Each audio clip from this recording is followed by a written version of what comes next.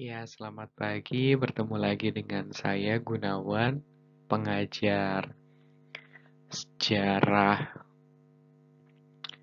peminatan untuk kelas 10 IPS dan sejarah lintas minat untuk 10 IPA.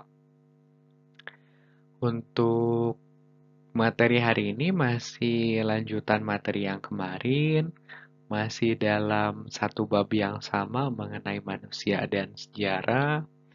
Yang akan kita pelajari hari ini adalah konsep perubahan dan keberlanjutan dalam sejarah. Otomatis kalau kalian melihat judulnya seperti ini, ada dua konsep yang akan kita pelajari. Otomatis kalau kita akan mempelajari konsep perubahan dan keberlanjutan, tentu kita harus tahu masing-masing pengertian dari dua konsep ini apa. Kita bisa lanjut. Nah, jadi seperti yang tadi saya sudah sampaikan, yang akan kita pelajari sekarang adalah dua konsep mengenai perubahan dan keberlanjutan. Terus pengertian perubahan itu apa sih? Bisa dilihat di sini ada beberapa pengertiannya. Nah, yang pertama adalah perubahan itu ketika ada suatu kejadian atau peristiwa yang membuat perbedaan. Dan berlangsungnya bisa secara zigzag. Jadi perubahan itu adalah ketika ada suatu kejadian atau peristiwa yang membuat suatu perbedaan. Nah, karena perbedaan inilah, maka eh, gara-gara terjadinya perubahan, kondisi sebelum dan sesudah adanya perubahan ini, adanya peristiwa ini, akan terlihat menjadi suatu hal yang sangat berbeda. Itu pengertian yang pertama. Nah, sedangkan pengertian yang kedua, perubahan adalah ketidaksamaan, gitu ya, suatu keadaan dengan keadaan lainnya dari waktu ke waktu. Jadi walaupun di sini cenderung berbeda, sebenarnya sama-sama aja, gitu ya. Jadi kalau di pengertian yang pertama itu yang dilihat adalah ada suatu peristiwa yang nanti akan membedakan kondisi sebelum dan sesudahnya, gitu ya. Sedangkan kalau di pernyataan atau pengertian yang kedua, perubahan ini adalah ketidaksamaan suatu keadaan dengan keadaan sebelumnya, gitu ya. Jadi sama-sama aja sebenarnya.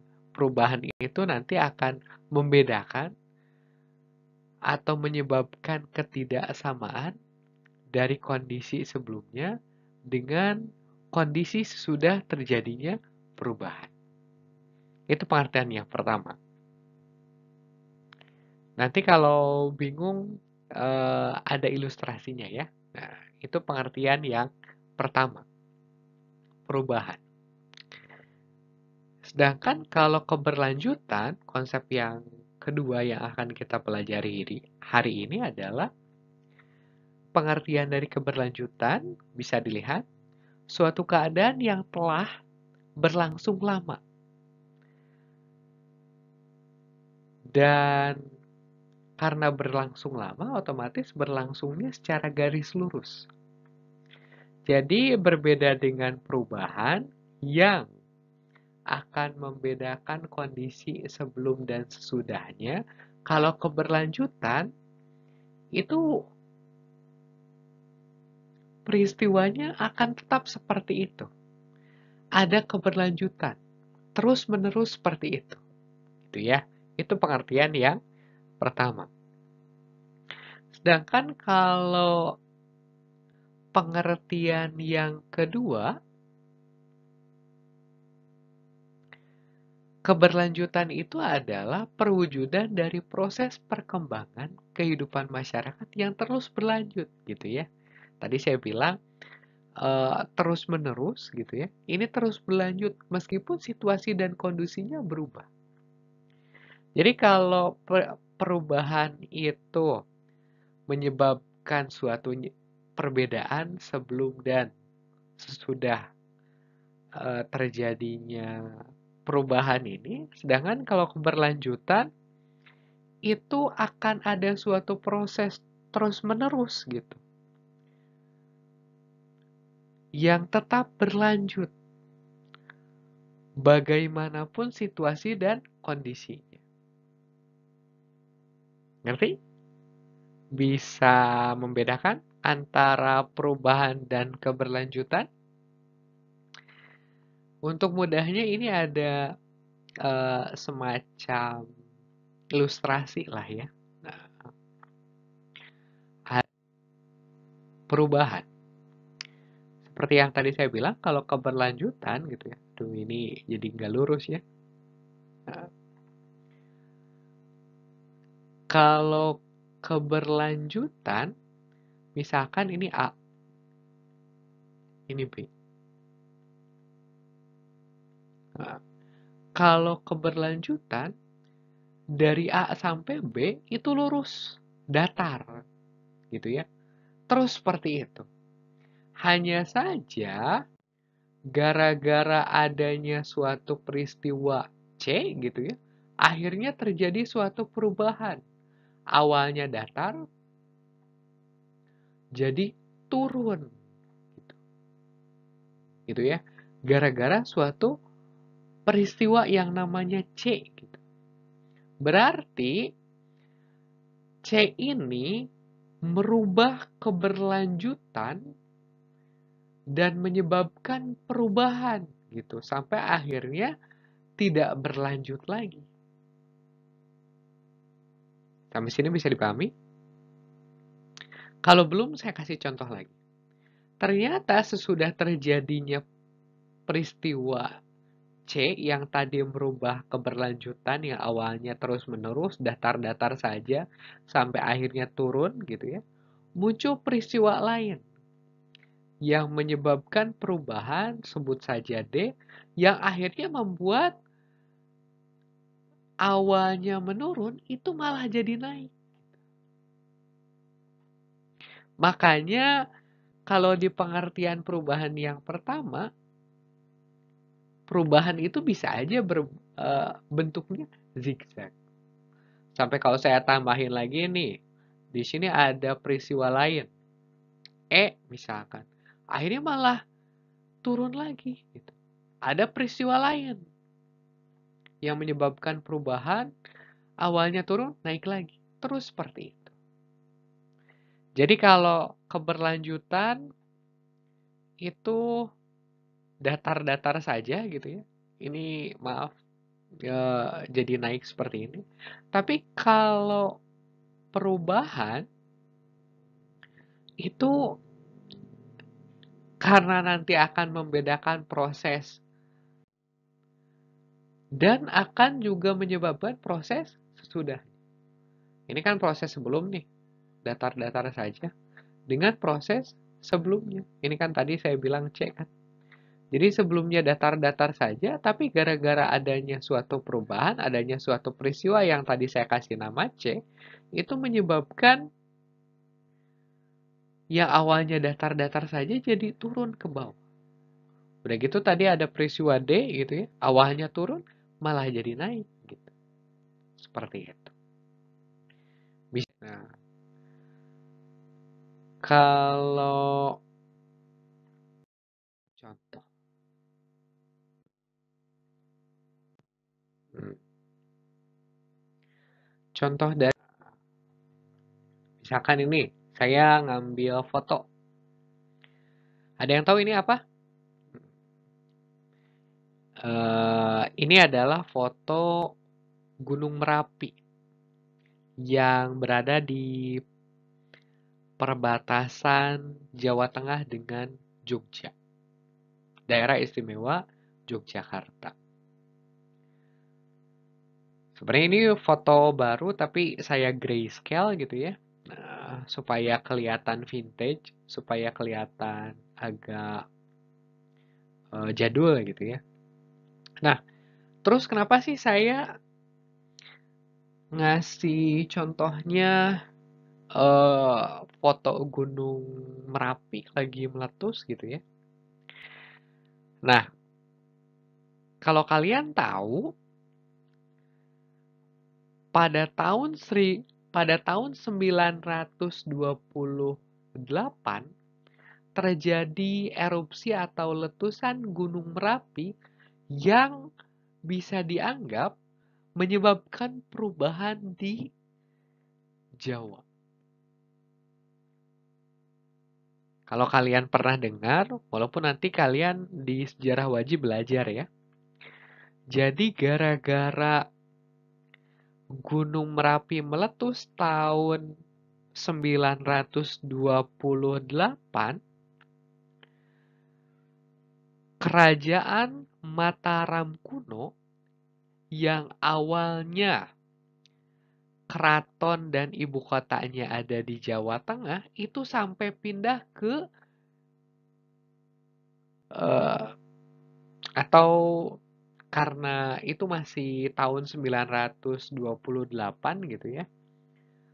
Indonesia belum ada, otomatis provinsi-provinsi juga belum ada. Jadi saya ganti kalimatnya. Gara-gara letusan atau erupsi Gunung Merapi 928 itu menyebabkan keraton dan ibu kota kerajaan Mataram kuno yang awalnya berada di Jawa bagian tengah itu sampai pindah ke daerah yang lebih aman yang sekarang menjadi bagian Jawa Timur gitu. Jadi awalnya kalau dilihat dari eh, sudut pandang sekarang gitu ya, awalnya berada di Jawa bagian tengah, tapi gara-gara eh, adanya letusan Gunung Merapi tahun 928 itu yang awalnya keraton atau ibu kotanya ada di Jawa bagian tengah itu sampai pindah ke Jawa bagian timur. Dari sini udah jelas ada konsep perubahan. Awalnya ibu kotanya di mana, tapi gara-gara terjadi erupsi Gunung Merapi itu sampai pindah gitu ya. Ada perubahan antara sebelum dan sesudah terjadinya peristiwa letusan Gunung Merapi. Dengan kata lain, letusan Gunung Merapi tahun 928 itu bisa dikategorikan sebagai perubahan dalam sejarah. Bisa dipahami? Nah, itu contoh untuk sedangkan kalau untuk contoh dari keberlanjutan, ini nih bisa dilihat. Mungkin kalau tadi bingung gitu ya dengan foto gunung, kalau ini mungkin sudah lebih terkenal lah ya. Uh, Bahkan sudah ada keterangannya juga. Ada yang tahu? Bisa dibaca juga ya. Ini adalah salah satu dokumentasi dari fotografer yang mengabadikan uh, momen proklamasi gitu ya. Fotografernya di sini ada namanya nih, Van.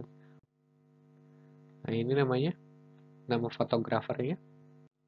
Nah, jadi uh, saya ambil dokumentasi Frans Mendur ini sebagai contoh dari keberlanjutan.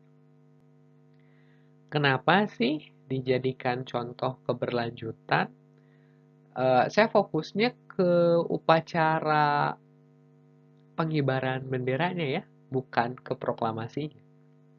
Di sini kan fokusnya itu gitu ya. Kalau saya ngomongin proklamasi dan fokusnya proklamasi, mungkin saya bisa ngambil fotonya Soekarno yang lebih terkenal, tapi fokus saya di sini adalah pengibaran. Nah, ada yang sudah kebayang kenapa saya kasih contoh keberlanjutan? Tadi kan saya bilang bahwa keberlanjutan itu ada ketika eh, itu jadi suatu eh, suatu eh, peristiwa yang terus-menerus kan, gitu. Nah, kebayang? Nah, maksud saya adalah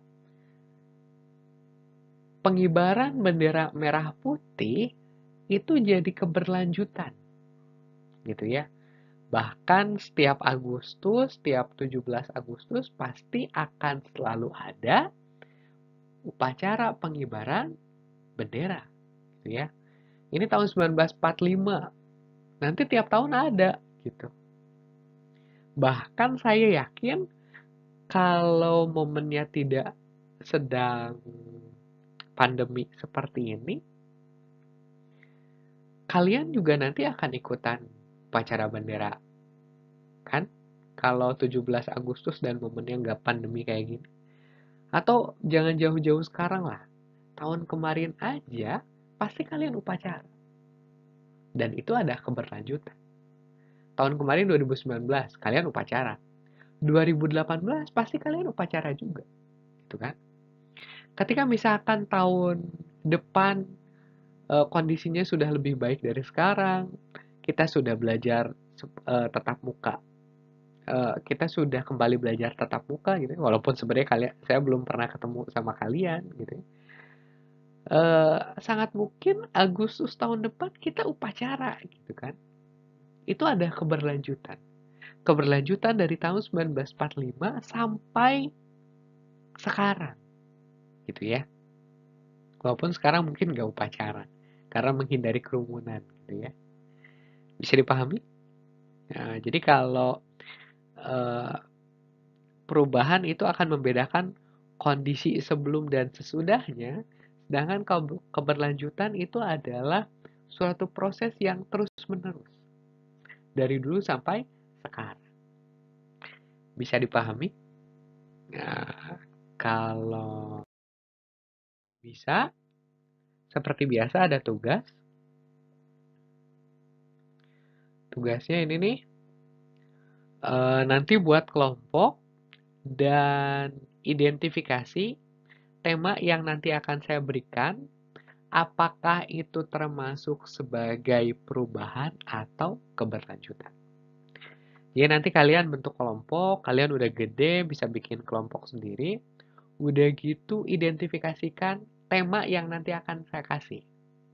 Apakah tema tersebut termasuk kepada perubahan atau keberlanjutan. Bisa dipahami?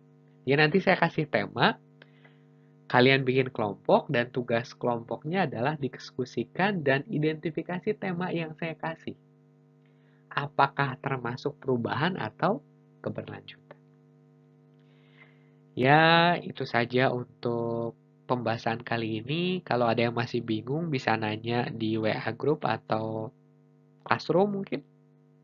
Uh, untuk pengumpulan tugas nanti juga lewat Classroom. Informasi mengenai kelompok nanti akan disampaikan berikut. Itu saja mungkin. Terima kasih. Selamat pagi.